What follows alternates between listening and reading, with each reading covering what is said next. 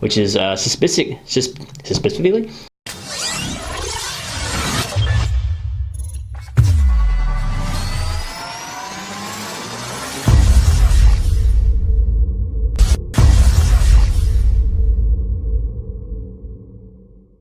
Hey everyone, Genome here, coming at you with the next episode of Was It Good?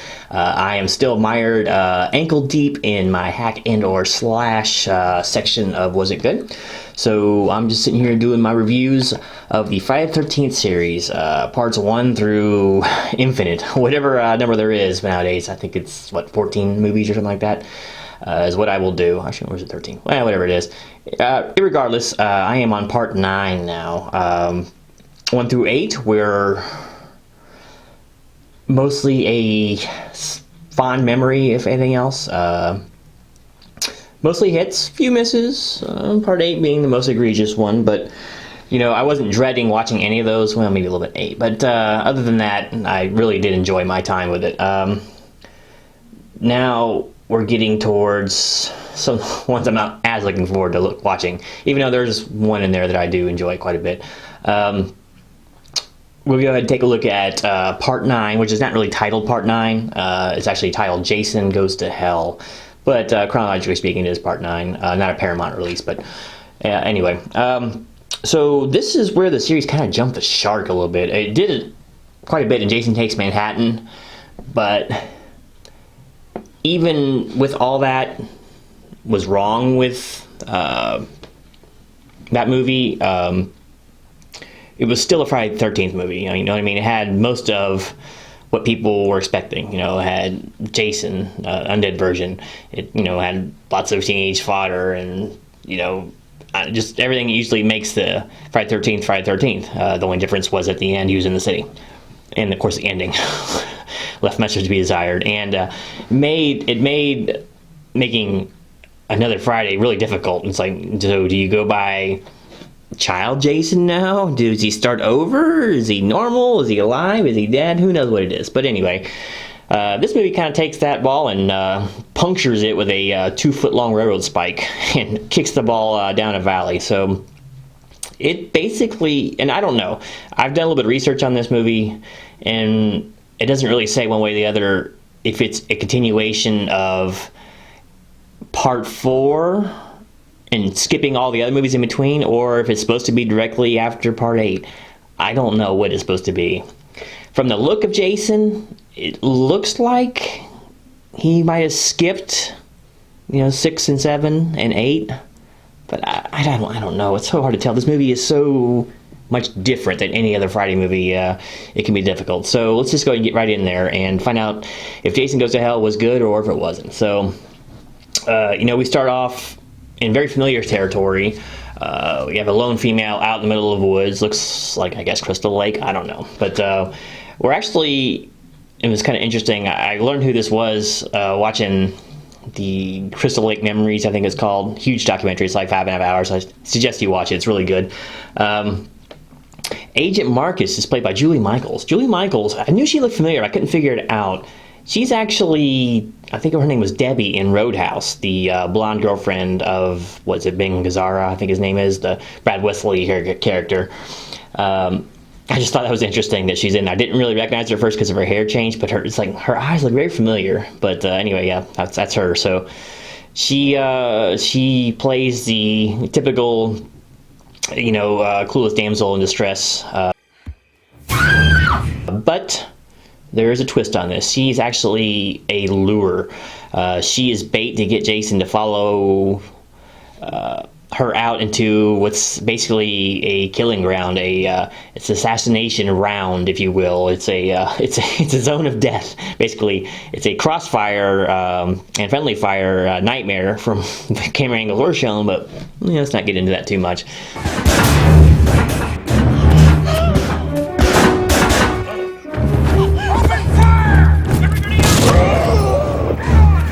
But Jason is led to what appears to be his actual demise this time. Now, before we get too much into that, Jason looks completely different in this movie, basically in its entirety, what little you see of him. His uniform is different looking. Maybe he's changed. I don't know. His head is grossly misshapen and bulbous, and there's all kinds of nodules and stuff coming off of it. The mask is kind of etching itself into his face, which is kind of a cool effect, but it's like wearing at the edges. But it's just weird. It's like, if this is continuation, say after part 7 or 8, his face is not much more than a skull, you know what I mean? It was fleshier in part 8, but still, it's not much more than a skull. It's smallish. In this one, it's the size of a basketball. It's got flesh all over it. So this almost leads me to believe this is like a continuation of part 4 and skipping everything in between. Once again, I don't know for sure, but it has like this light purplish colored overalls he's in, like a low rent Michael Myers. He's got this long straggly hair. I don't get it. It looks so weird. It looks so ridiculous. Don't like it at all. Anyway, getting past his looks, Jason proceeds to get lit up by this group of, I guess it's a SWAT team or something, or special forces. Who knows what it is? They didn't really say, but it looks like DEA or SWAT or something.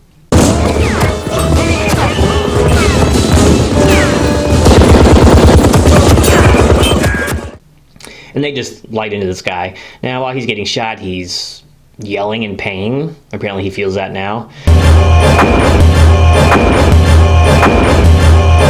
So maybe that is more like part 3. He didn't really make any noise in part 4, but I mean, he was still making noise back then in his semi-human guise. Whatever it is, he gets blown the hell up.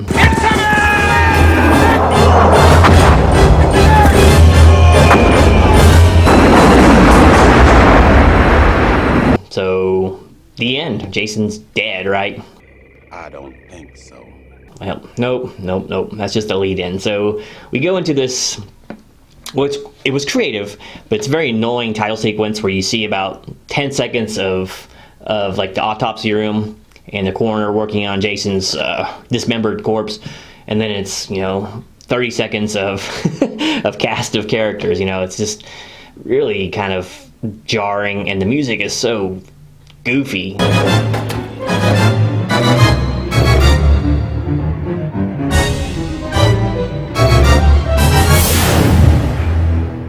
Dun, dun, dun, dun, dun. This movie, if you were to show this movie to someone who didn't know about the series, they would probably think right away, made for TV. That's how this whole thing comes off. Between most of the costumes and the acting and the music especially, it just seems like a made for TV flick. But anyway, so yeah, we're introduced to actually a pretty cool coroner. I like him. I like the character of the coroner. But he has this uncontrollable urge to devour Jason's heart in a pretty disgusting scene. Apparently the heart was filled with black jello or whatever, but he still almost ralphed. I mean, just the thought of it is pretty disgusting. So he chomps down on his heart, and apparently that's how he's now Jason. That's how Jason works nowadays.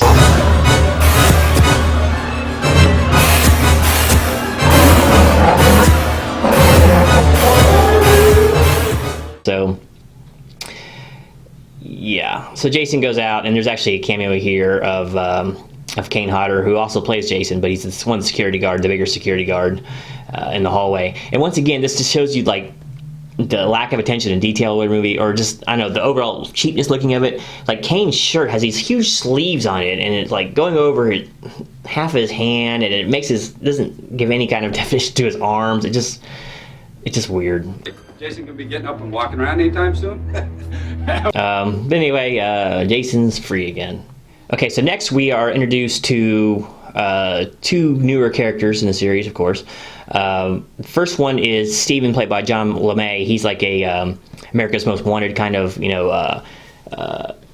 television show host. And the other one is easily the best character in the movie. Actually, one of the more interesting ones in the franchise, if you really get down to it. And that's Creighton Duke, played by Stephen Williams. I like that name. Creighton is pretty cool too, but he apparently has some sort of bounty hunter compound, and he dresses like kind of like the Undertaker, but it's interesting. He's always got this cowboy outlaw kind of look going on, and actually Stephen Williams requested to dress like that for the part, so I thought that was pretty cool. But Creighton Duke fashion, he gave us much more than we bargained for. Just watch. Stephen, he just chooses scenery wherever he's in. Jason Voorhees, Well, that makes me think of a little girl in a pink dress sticking a hot dog through a donut. You can tell he had a great time doing this, and because he wasn't having to worry about any kind of career problems. He just, got his payday out of this. But yeah, the character is cool. I mean, it's not really highlighted what he actually is. Apparently, he has some sort of tie-in, and I believe there's some fan fiction, like saying he's like had a sister or a girlfriend. It was one of the victims from the earlier films, but we don't ever really find out who this guy is or how he knows what he knows. But he's there, and he is fun to watch. Definitely, the show is so much more watchable when he's on screen. Well, I was actually referring to your claim that Jason Voorhees is not truly dead. What you think of as Jason is not Jason. That body he's wearing, that's just me. So basically, he takes a bounty out from the TV guy on Jason. He knows how to kill Jason for good at the time for a cool $500,000. Woo, he's been rich, right? So if you want him dead, truly dead, 500 grand is my fee. So we segue right over to back to Crystal Lake area. We're thinking about this diner, and they have this big Jason celebration going on, Jason death celebration, and they have all this Jason like themed food. This is truly sick. Tell me about it. No, this is not sick, Diana. This is business. People are going to come to see Jason's hometown, and they're going to come with appetites. The waitress we're apparently supposed to pay attention to is played by Erin Gray. Her name's Diana in the movie, by the way. Soon to find out which Diana that is. But I always remember her from Buck Rogers. I was kind of surprised she was in this movie. She wasn't really needed a paycheck or whatever. She didn't seem to really do anything crazy with the role, just kind of reading her lines for the most part. I mean, once again, she only had so much to work with. But yeah, so we're introduced to my actual favorite cast of characters in the entire movie. It's I don't know if they're husband and wife, maybe they're boyfriend, girlfriend, whatever, tag team of restaurateurs. One of them is Joey B, played by Rusty Schwimmer. She's the red-haired lady. And the other one is, what is his name? Shelby, played by Leslie Jordan. Those two, they got some funny dialogue. They're so camp and over the top, but it's funny. They're making Jason burgers, and This makes a whole new patty, hence the 2-for-1 burger sale. God, I love this woman. Hold it back. You guys make me sick. and then they start making out randomly. It's just, I don't know, they're cool. They're a breath of fresh air, and it's otherwise kind of dour movie, you know. From there, you hear some news reports of some killings from wherever they were doing the autopsy to back to going towards Crystal Lake. And so in keeping that, we don't see those, but we do see the next pair of completely just random kids that the lead character, Steven, that's Sean LeMay again, had picked up and then taken down to Crystal Lake. It's all better judgment, whatever. They're out there to have a good time. So we have, you know, basically some little bit of nudity. This is where they put the nudity in the movie, and there's a little sex scene going on here. But it actually segues, and this is still the coroner, by the way, in Jason's body, but it segues into the best kill of the movie, easily the best kill of the movie, and actually one of the better kills in the series. It was heavily cut, but some of it still gets through.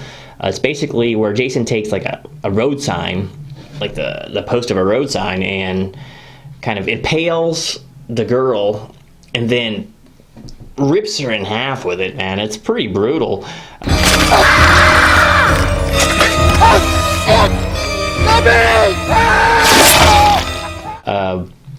Very inventive one. But yeah, for this movie, there's nothing really creative. There's not really any other creative kills in this movie, but this one is something. And a lot of the gore effects in this movie were actually really good. I think that's where a lot of the budget went, apparently. But so, you know, it's just, you know, cannon fodder for Jason, but still, it's pretty cool to see. And yeah, I'm just skipping over a lot of stuff because this movie was it was kind of painful to watch, so I'm not going to go into huge detail like I normally go into. So apparently Jason's body's wearing out, or he doesn't want to just use random bodies. He has to use the body of a Voorhees. We find out a little more about that later. But so I guess the coroner, he's getting to where the coroner's body's burning out, so he needs a new one. So he kidnaps this sheriff or whatever after killing his girlfriend. And the weirdest like bondage scene you've ever seen in any of the movies by far. Just so weird. He like strips the guy naked and straps him to a table with like stirrups and everything from like an old gynecology freaking operating room or something. And then he lathers him down and shaves him.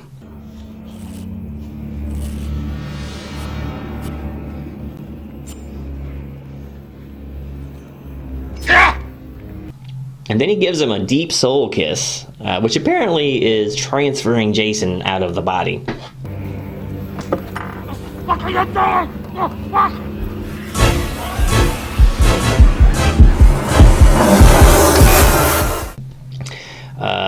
And that's how Jason.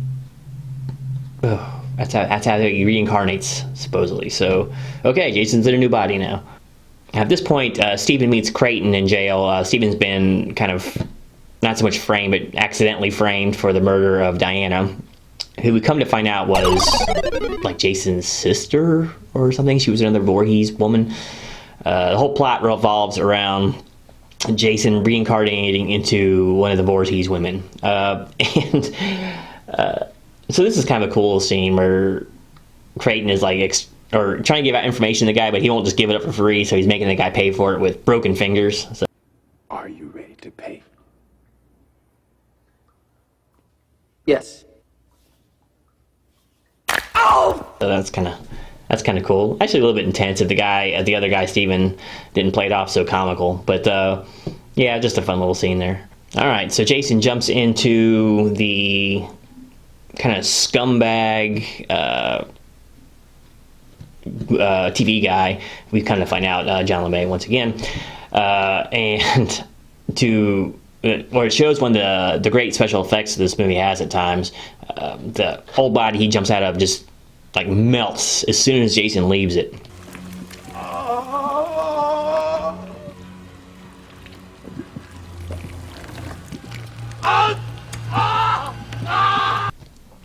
So apparently he extracts a heavy toll on his loner bodies. But yeah, the guy just, and you feel kind of really bad for the guy because it lasts a while, man. He just disintegrates on screen.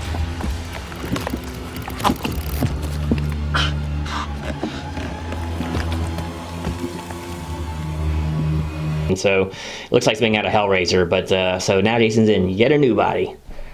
So for here, Jason kind of takes a cue from Terminator and decides to go just barge into a police station in search of Jessica Kimball. That's the daughter of Diana, and she's actually played by Carrie Keegan. But yeah, it's a scene of carnage. You know, he goes in and he just destroys everybody, and he's taking bullet wound after bullet wound. He's shot constantly. It also gives Robert Campbell, that's the kid with the glasses. I don't think I've named him earlier. Sorry about that. But yeah, he's played by Stephen Culp. He gets to show off his ninja skills. He keeps beating his poor friend up in this movie, and then basically puts a slug into Jason's brain at this point.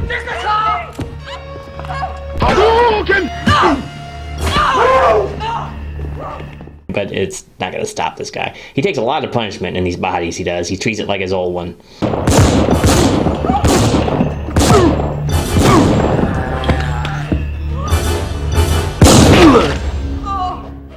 And again, we get to see the cool, like the rattlesnake that's Creighton Duke. He just bides his time and waits, and the unsuspecting cop runs by, and then Jason just kind of boom, or Creighton Duke just kind of punches him out. Finish him.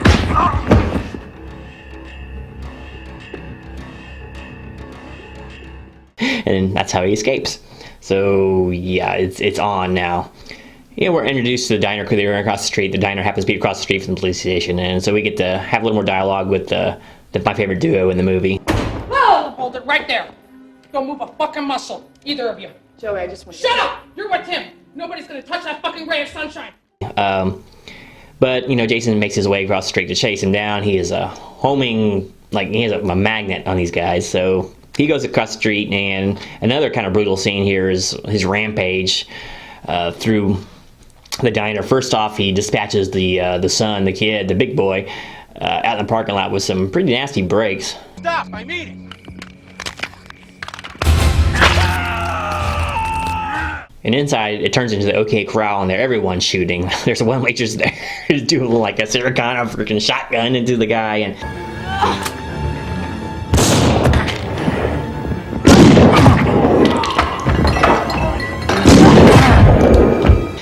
to shoot him from all over. They stab him. They freaking. It's just incredible. He takes a huge beating in here, but he still gets through, and the baby's not in there. It's supposed to be in there. So I'm sorry I'm glancing stuff over. Just that it's so hard to focus with this movie sometimes. But so basically, he dispatches everybody in there.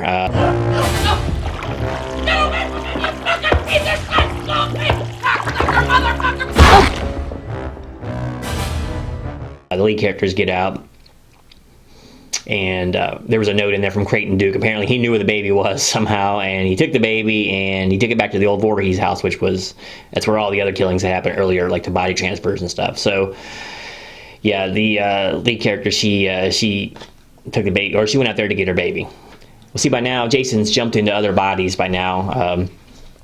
Like, we saw a first-person view of one of the police that was investigating the diner, and we don't know who it was, but Jason jumped into him, obviously. And so now we're met with kind of the Mexican standoff thing. After some exposition from Creighton, 2 police people show up, and here's what's really weird, is Jason doesn't talk, like when he takes over the bodies, any of the bodies. So here are the first words actually uttered by Jason, because one of the police people talks. So we come to find out it was a younger guy. The friend of whatever his name was, Stephen Culp's, one that keeps getting beaten up. So okay, he's Jason now. So in great style, Stephen Culp's character comes and he kind of hacks the guy's head off a little bit, the Jason body.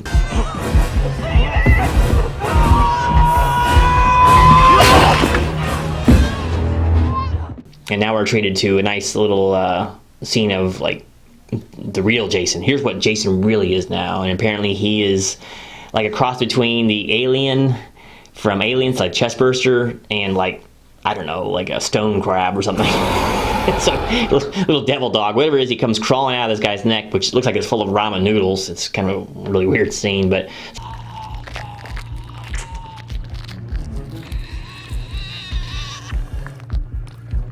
So he's running back and forth, and just such a weird scene. And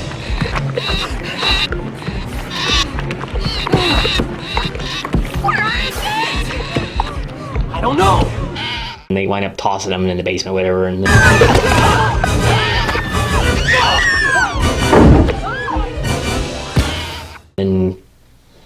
he goes into the dead body. Diana's body's still down there, so he's got back where he needs to be.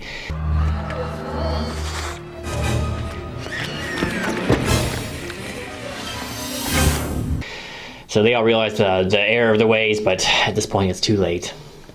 So Jason does his best like Mega Man impersonation and comes bursting through the floor, jumping on a big compressed air charge, I'm guessing, and or some wire work, and yeah, he comes out after having entered Diana's body, and he comes out looking just like he did before he got blown up at the beginning of the movie. So he's got the full uniform on. Reincarnation also gives him back a mask that's all messed up, and it grows all his flesh. Conservation of mass is out the damn window in this one, and basically he is Jason again.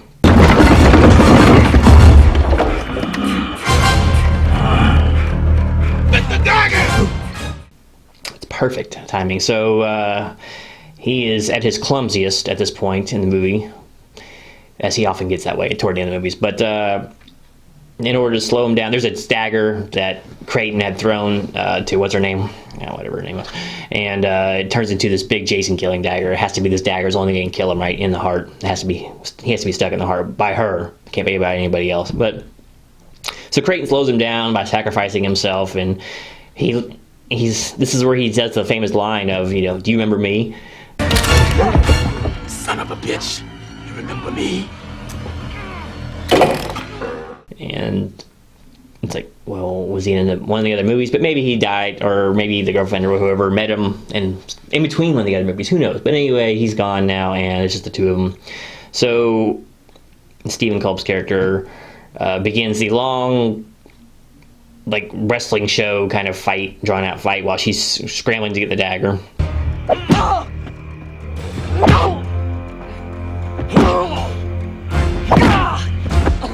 So this Robert kid, he fights Jason forever, and Jason forgets how to kill at this point. He likes to throw people around, apparently.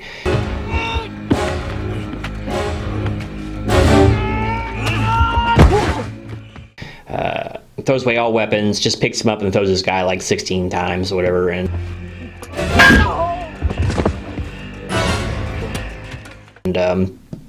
it's really, really comical and just so lame. Such a bad little fight as Jason just kind of plods along, and this guy just throws everything he can at the guy. Of course, it's not hurting Jason, and then Jason will get close enough and grab the guy and then throw him away again and then close the gap again. It's a vicious cycle.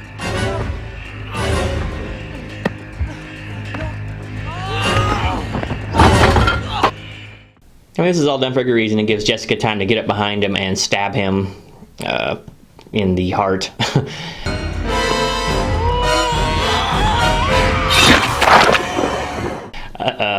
With the special dagger. So we're introduced to some rotoscope effects here, and it's not quite enough, so they got to do some more work to get the dagger in completely deep, and it looks like it would be going right to his body, but whatever.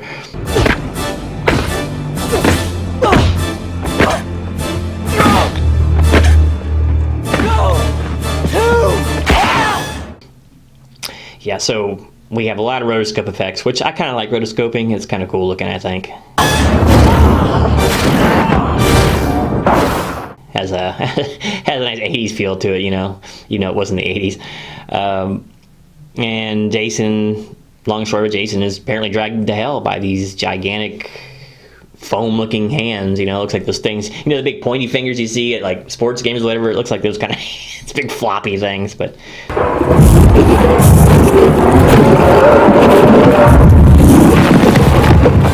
So they drag him down. They try to drag Stephen Culp's character down, and she pulls him out, and that's that. And it's them walking off into the sunset.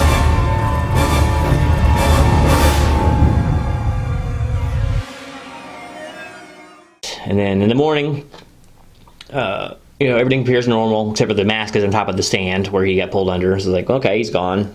This is the end of the movie. And then we're treated as an audience to a great piece of hype. This is a movie that was trying to get made for the longest time. That's Freddy vs. Jason.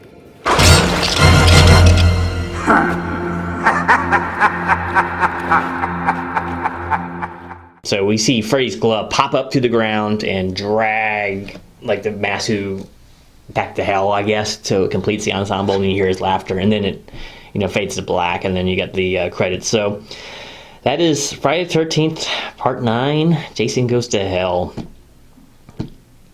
Man, was it bad. This movie does not feel like a Friday the 13th movie at all. In fact, it would have been much better as another movie. Like, just if they had made a standalone movie with just some random killer or something, it would have made a lot more sense. Kept with the continuity of the series more, and probably just been a better movie overall. But yeah, this movie was hard to watch. I'm not as down on it as everybody is, because at least they tried to do something new, even though they kind of took a great big steaming dump on the lore and the mythology of the series that had been built up before it. But I give them some credit for trying something different, I guess. Yeah, but apparently, and the director says he hadn't seen it before, but the movie The Hidden was very similar to this movie in application. In fact, that in that movie, the aliens would jump back and forth through the mouth, almost just like it, looked like a worm or whatever, to take over the body. So very similar, but he said he hadn't seen it or heard about it. It's funny because The Hidden's the last movie I ever saw at a drive-in, as I recall. But yeah, that was it was just weird how they just introduced an entire new facet of the Voorhees curse, I guess it is, or whatever it is. The Necronomicon makes a appearance in this movie too, at the old Voorhees place, which is suspiciously intact after all those years of being neglected. And it also has power, interestingly enough. Apparently someone's been paying the bills out there.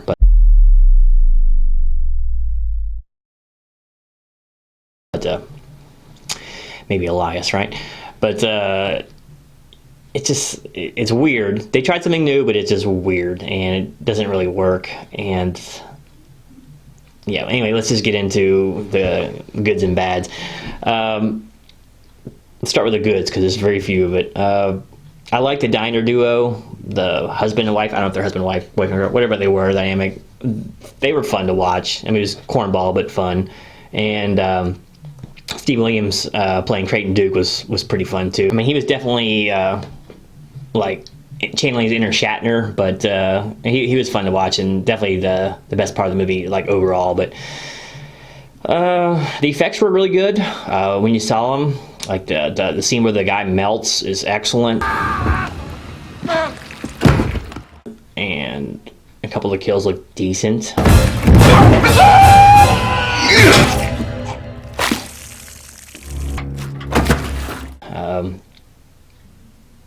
What else? I mean, I can't think of too much else good. So let's get down to the bad. Everything else. Story was awful. The attempts at humor were awful. Unintentional humor was rampant through this movie.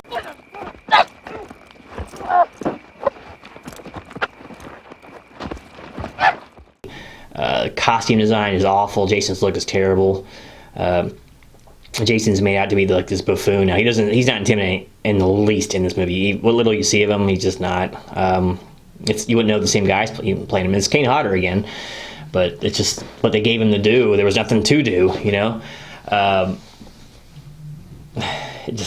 music was awful. It had Harry Manfredini was in charge of music again, and just that overplayed theme of his, that dun dun dun dun dun, was constantly used in the movie, and it's just bad. Jason's making noises in pain, and it's just weird. It's so jumpy. There's no real continuity of other than maybe around the diner area toward the middle parts, but it's just jump to the next scene or the next location. It's just so strange, and Jason's constantly changing bodies. You don't get invested in it at all. So basically, there's just a lot wrong with this movie. Premise was interesting, but probably shouldn't have been greenlit the way it was. It shouldn't have been a Friday the 13th movie. It should have been just its own standalone kind of. Maybe it'd have been a franchise started too. Who knows? But it should have been a standalone movie, I think. So I'll have to give this one a 1 out of 5 stars. It's just, look. I mean, it's not walk out of the movie theater bad. It's still, I can still sit there and enjoy it. But I enjoy bad movies too. So they'll take my word as Gibraltar. But yeah, it's bad. It's probably worse than Part 8. At least Part 8 was still a Friday movie, as many problems as it had. And people watch Friday movies because they want to see continuity. They want to see the same old, for the most part, thing, you know, with some slight changes. But look what Part 6, look what Tom McLaughlin did. He kept the mythos intact, but he added his own spin on things and kind of resing Jason. So he had a new slate to work with, but they had a new slate to work with too after Part 8. You know, they could have brought the kid thing in there, or made him a teenager, or an angry teenager. I don't know. Whatever the case is, it's just a bad movie. Not recommended, but if you're like me and a completionist, you gotta watch it. And I think it was on Netflix, so watch it for free. It's not too awful. I got it in a 2-part just so I could get clips from it. But I think this thing with 9 and 10 was $6 or something. So. And there's worse ways to spend 90 minutes, so I don't get too pretentious and just take it for what it's worth. But yeah, it's not a good Friday film, and it's a C movie at best. So anyway, thanks for watching. Don't forget to like and subscribe. Stay tuned for my review of Part 10, Jason X, probably next week sometime, time permitting. And I have my interview coming up with C.J. Graham, actually. The guy who played Jason in Part 6, should be around the first of next week sometime. So I'll be able to get that posted toward the middle of the week after if I have to do any editing or whatever. So anyway, appreciate you taking the time to watch this. Once again, being a longer video than I intended it to be. But yeah, well, I guess there was just so much to talk about, right? Anyway, until next time, this is Genome holding his head on in case Jason comes out.